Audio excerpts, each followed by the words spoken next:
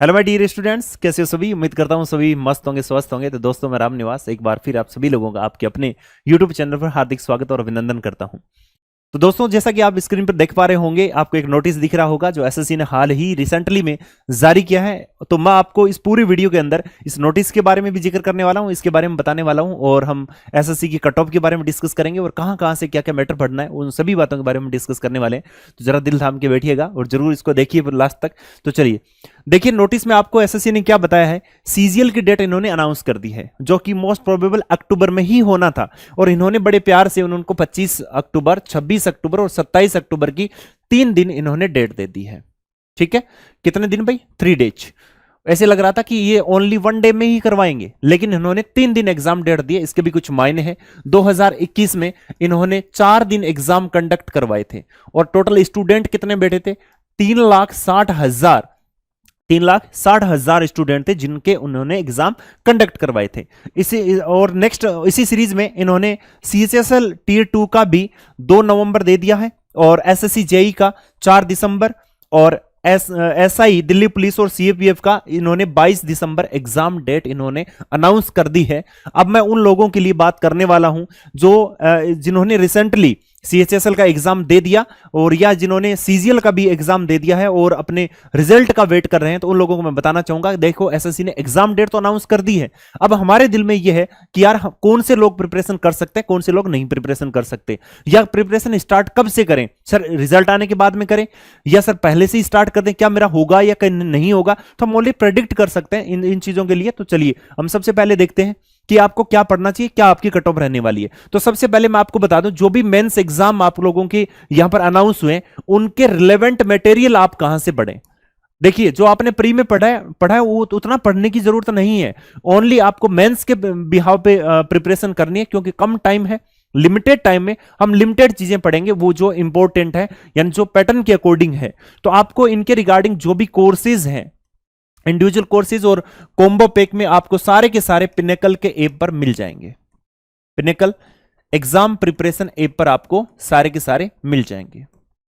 Okay, आपको mains के according preparation app पर या वेबसाइट पर जाकर वहां से आप परचेज कर सकते हो। क्लियर है? सिर्फ और सिर्फ मेंस ओरिएंटेड कोर्स वहां पर आपको मिलेंगे, कोई आलतू फालतू नहीं, स्पेशली इनके लिए बनाया गया है। ठीक है, चलिए उसके बाद में हम देखने वाले कट ऑफ का यहां पर देख लेते हैं। चलिए कट ऑफ में देखिए, सबसे पहले हम ये देखते हैं कि ईयर वाइज वैकेंसीज क्या रही है। तो वैकेंसीज की बात करें तो 2018 में वैकेंसी 11,000 प्लस थी, और यहां पर कितनी थी? 19 में 8,000 प्लस, फिर 7,000 प्लस, फिर 7.6 की यानी 7,600 प्लस, और ये कितनी थी आपकी?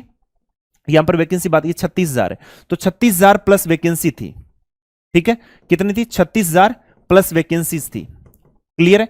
तो ये अब की बार कितनी है? 7500 प्लस वैकेंसी है। तो 7500 प्लस वैकेंसी, तो हम इनको आपस में कोरिलेट करके देखेंगे लास्ट के 3 साल को कि भाई इस बार क्या कट ऑफ रह सकती है और क्या एसएससी चाहती है। तो उन सभी बातों के बारे में हम यहां पर देखने वाले। तो चलिए सबसे पहले हम बात करते हैं सीजीएल 2022 की कट ऑफ की। जब 2022 का जब हुआ था एग्जाम, इसके अंदर एक तो यह था कि क्वालिफाइंग नेचर का था। क्या था भाई? क्वालिफाइंग नेचर का था। सेकंड ये था कि टीयर 3 इसमें नहीं था। ठीक है, और क्या था कि 4 डे यानी 4 शिफ्ट के अंदर इस एग्जाम को करवाया गया था, और पर शिफ्ट में 90,000 स्टूडेंट बैठे थे। कितने भाई? एसएससी ने कैपेसिटी अपनी बताई थी कि हम एक दिन में 90,000 का एग्जाम करवा सकते हैं, इन्होंने करवाया है। ठीक है, चलिए आगे हम देखते हैं कि हमने ये देखा कि इनकी जो टोटल स्टूडेंट बैठे थे वो कितने? 3,60,000 के लगभग स्टूडेंट इन्होंने लिए कितने गुना थे? 10 गुना कैंडिडेट लिए थे। ठीक है, कितने गुना? 10 गुना। तो 10 गुना कैंडिडेट टीयर 3 था नहीं, क्वालिफाइंग नेचर था। 10 गुना कैंडिडेट, वैकेंसीज ज्यादा थी। सबसे बड़ी बात कि वैकेंसीज भी कितनी थी?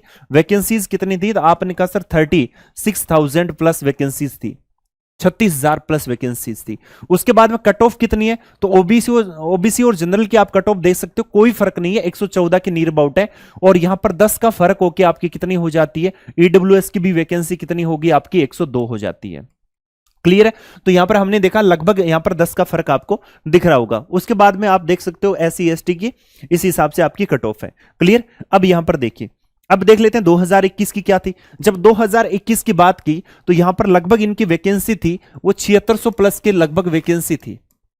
यहां पर टीयर 3 भी था, और जब टीयर थर्ड था तो इन लोगों ने जो एग्जाम कंडक्ट करवाया तो वहां पर कितने लोग लिए, 15 गुना लोग लिए थे। इन्होंने कितने गुना लोग लिए थे, 15 गुना लोग लिए थे। और उसके अकॉर्डिंग इन्होंने प्री की जो कट ऑफ रखी वो 130 कट ऑफ थी, और ओबीसी की कितनी थी, 117 कट ऑफ थी। ठीक है, आप देख पा रहे हो ये 130 कट ऑफ है और ये आपकी कितनी, 117 कट ऑफ है। क्लियर है। उसके बाद में देखिए हम चलते हैं आगे, 2023 की बात करें कि 2023 की कट ऑफ क्या रहने वाली है। तो सबसे पहले मैं आपको बता दूं कि अभी हाल फिलहाल में हमारी वैकेंसी 7500 प्लस वैकेंसी है। ठीक है, लेकिन वैकेंसीज हमेशा जो एसएससी का यही रहा है सिनेरियो, अब की बार वैकेंसी फिर बढ़ने वाली है, क्योंकि कई department back to back exam होने के कारण, बैक टू बैक फॉर्म आने के कारण कई एग्जाम उस टाइम तक, जब नोटिफिकेशन जारी हुआ था तब उस टाइम तक वैकेंसीज अपडेट नहीं कर पाए थे। तो अब वो धीरे धीरे वैकेंसी अपडेट करेंगे, तो टेंशन मत लो, वैकेंसीज मत देखो, अपनी प्रिपरेशन में जुटे रहो। वैकेंसीज बढ़ने वाली है, वो लगभग 10,000 प्लस या 11,000 के लगभग वैकेंसी हो जाएगी। ठीक है, अब दोनों ही केस में जब वैकेंसीज बढ़ जाती है तो सर हमारी कट ऑफ क्या रहेगी, वैकेंसीज नहीं बढ़ती है तो उस केस में कट ऑफ क्या रहेगी। इससे आपको पता चल जाएगा कौन से लोगों को तैयारी अभी से स्टार्ट करनी चाहिए, किसको नहीं करनी चाहिए। नहीं वाला तो केस है नहीं, सभी को तैयारी करनी चाहिए। ठीक है, तो आपने ये देखा कि भाई 10,000 जब कट ऑफ अगर आपकी वैकेंसीज रहती है, 10,000 प्लस अगर वैकेंसी रहती है, तो हम यहां पर ये देख सकते हैं कि भाई देखो कि अभी रिसेंटली अगर मान लो 7500 है तो लगभग 1,12,000 के नियर अबाउट। लेकिन इन्होंने क्या किया, जब एग्जाम डेट अनाउंस की ना तो इन लोगों ने 3 दिन में एग्जाम कंडक्ट करवाने का ठाना है। ठीक है, हम ऐसे मान के चलते हैं कि अगर एक नॉमिनल सिटिंग की अगर बात करें तो ये मान के चल सकते हैं कि पर डे एसएससी लगभग 50,000 टू 60 तक बिठा सकती है। इनकी कैपेसिटी लगभग 60 के नियर अबाउट हम बात करें तो लगभग 3 दिन अगर ये एग्जाम करवाएंगे तो 1,80,000 के लगभग स्टूडेंट ये लेने का इनका लगभग है। ठीक है, तो इसका मतलब ये यहां तक जा सकता है, तो इसका मतलब वैकेंसी बढ़ सकती है। पहली बात तो ये कि जिन्होंने एग्जाम अगर देखें एग्जाम डेट के अकॉर्डिंग तो वैकेंसी बढ़ने के चांसेस हैं। ठीक है, दूसरी बात वहां पर 15 गुना लेने के भी चांसेस बढ़ रहे हैं। ठीक है, अब दोनों केस में हम देख लेते हैं। अगर आपकी ये रहती है तो मैं सिर्फ जनरल की बात कर रहा हूं, जनरल के केस में और ओबीसी के केस में और ईडब्ल्यूएस के केस में, बाकी लोग अपने उस हिसाब से देखते रहना। ठीक है, अब जनरल के केस में अगर ये आपकी रहती है पोस्ट तो आप ये मान के चलो कि ये लगभग रहेगा आपका 142 से लेकर 146 के नियर अबाउट आपकी कट ऑफ रहने वाली है। और ओबीसी की बात करें तो ओबीसी आपकी 138 से लेकर 143 या 144 तक लगभग ये आपका ओबीसी का रहने वाला है। ईडब्ल्यूएस का आपका इसमें 8 से 10 कोई कम कर लो तो आपने यहां पर देखा कि लगभग ईडब्ल्यूएस की बात करें तो ये 130 से लेकर 136 या 8 तक आप मान लो, लगभग इस रेंज के अंदर आपकी कट ऑफ रहने वाली है। ठीक है, उसके बाद में देखिए अगर मान लो अगर ना बढ़ी उस केस में सर, अगर ना बढ़ी तो उस केस में हम ये कह सकते हैं जनरल और ये आपका ओबीसी और ये ईडब्ल्यूएस। क्लियर है, तो अगर ना बढ़ी तो इसका मतलब इसके अकॉर्डिंग रहेगा। ठीक है, अरे ये तो वैकेंसी बढ़ने पर था, तो वैकेंसी अगर बढ़ती है तो लगभग आपका कितना रहेगा, वैकेंसी आपकी बढ़ेगी तो आप ये मान के चलें कि ये 130 जनरल आ जाएगा 138 से लेकर और 142 तक लगभग, और ओबीसी 135 से लेकर 139 या 140 आप मान लो। ठीक है, और जो ईडब्ल्यूएस है इसका लगभग आप आइडिया लगा लो कि 127 से लेकर 135 के नियर अबाउट इनकी रहने वाली है। ठीक है, वैकेंसी कम है तो कट ऑफ थोड़ी सी क्या हो सकती है, ज्यादा हो सकती है। ये 142 से लेकर 146 या 7 तक, और ये आपके रहने वाला ओबीसी 138 या 9 से लेकर 144 या 5 के लगभग, यानी 8 से लेकर, और ईडब्ल्यूएस की लगभग क्या हो जाएगी 130 से लेकर 138 के नियर अबाउट रहने वाली है। तो ये वैकेंसीज आपकी जो कट ऑफ है वो रहने वाली है। दोनों केस के अंदर जब वैकेंसी बढ़ती है तो लगभग ये रहेगी, और जब वैकेंसी नहीं बढ़ती है तो कट ऑफ आपकी ये रहेगी। फिलहाल इतना मान के चलें। अब ये होता है कि सर सेफ मोड में कौन है, अब बात ये आती है सर किनको तैयारी स्टार्ट करनी चाहिए। देखिए जिनका रो स्कोर 135 प्लस है उन लोगों को तैयारी स्टार्ट कर देनी चाहिए। ठीक है, आज से ही उनको पढ़ना स्टार्ट कर देना चाहिए। सर क्या पढ़े, देखिए प्री के लिए आपने बहुत सारी चीजें पढ़ी होगी, अब मेंस के लिए थोड़ा सा अलग आपको हटके करना पड़ेगा। क्या करना पड़ेगा, ओनली मेंस ओरिएंटेड कोर्स लें और सिर्फ उससे पढ़े। यानी आपको फालतू में 150, 200, 300 घंटे का पढ़ने से कोई मतलब नहीं है। सिर्फ रिलेवेंट चीज पढ़ें जो कि आपके 50 टू 60 डेज के अंदर कंप्लीट हो जाए। इसके लिए आपको करना क्या है, एक काम करना होगा, पिनेकल एग्जाम प्रिपरेशन ऐप पर जाना है, प्रिपरेशन ऐप पर जाना है और वहां जाकर आप उसको डाउनलोड करके उसके अंदर मेंस का, स्पेशली सीएचएसएल और सीजीएल मेंस का वहां से कोर्स परचेज कर सकते हो।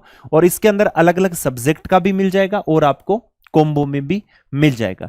यानी इंडिविजुअल जिस सब्जेक्ट में आपको ऐसे लगता हो कि ये सब्जेक्ट वीक है तो उसको जाके वहां से आप परचेज कर सकते हो। ठीक है, और भी दोस्तों के साथ में इसको शेयर जरूर करना, क्योंकि इसके अंदर वो कंटेंट है। इन शॉर्ट में मैं आपको बता दूं कि सिर्फ और सिर्फ रिलेवेंट कंटेंट आपको वहां पर मिलेगा। जैसे मैथ्स की बात करूं तो नॉर्मल क्वेश्चन, कैलकुलेटिव, यानी वो तो आपको नॉर्मल आते ही है।